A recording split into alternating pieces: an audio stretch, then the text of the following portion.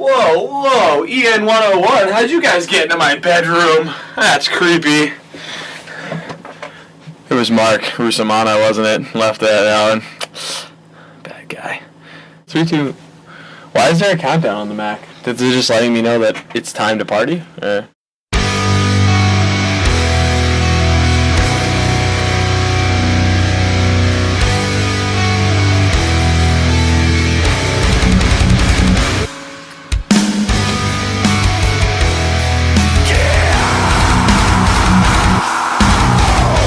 I should check out this bed too. It's called Lions.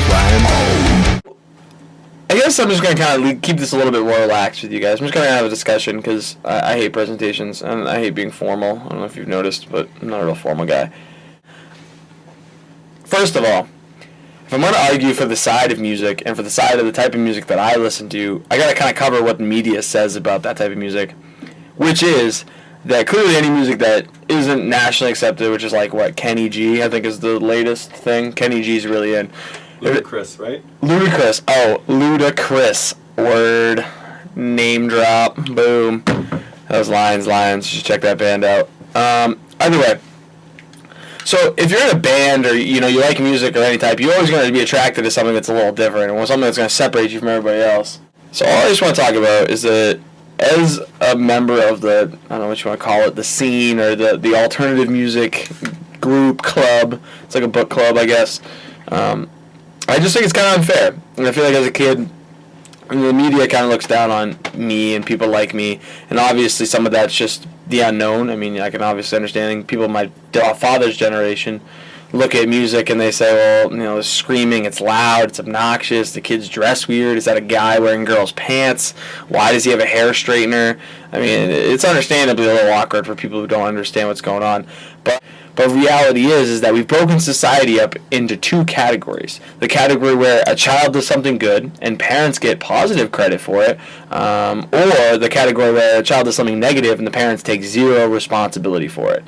And how is that fair? That my son went to an Ivy League college, he got a 4.0 GPA, phenomenal, he's going into the med program, what great parenting.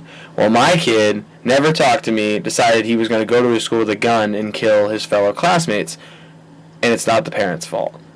What is the corollary to that? It must be the music he was listening to, or the video game he was playing, or whatever.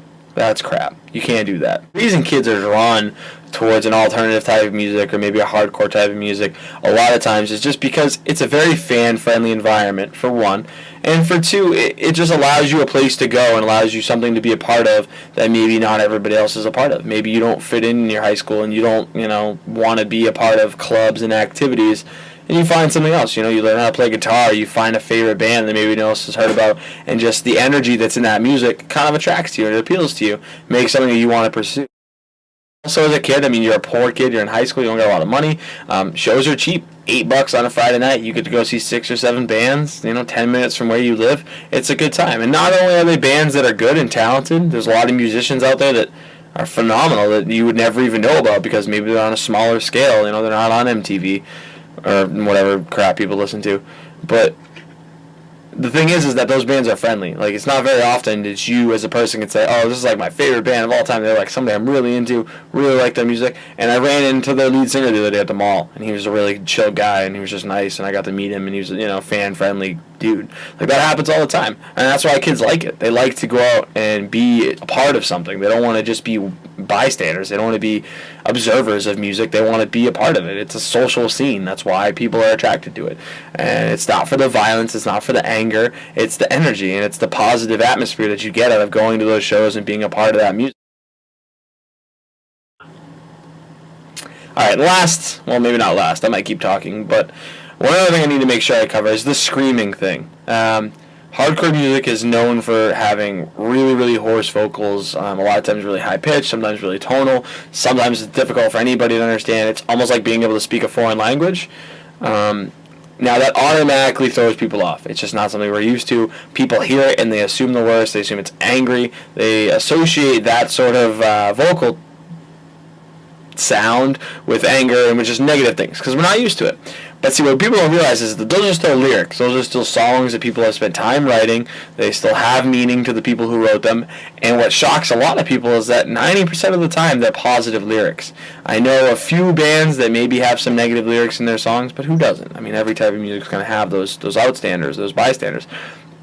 But what you're really talking about are those positive bands. A number of bands are really religious, and I'm not promoting religion. I'm one step away from being an atheist, but religion's a positive thing. It has a positive message. People support hope. They support, a better life for people, and they want to get their positive message heard. Just because they're screaming and just because some kid decided that that's what he personally liked to do in his music doesn't mean that he's instantly mad at anything.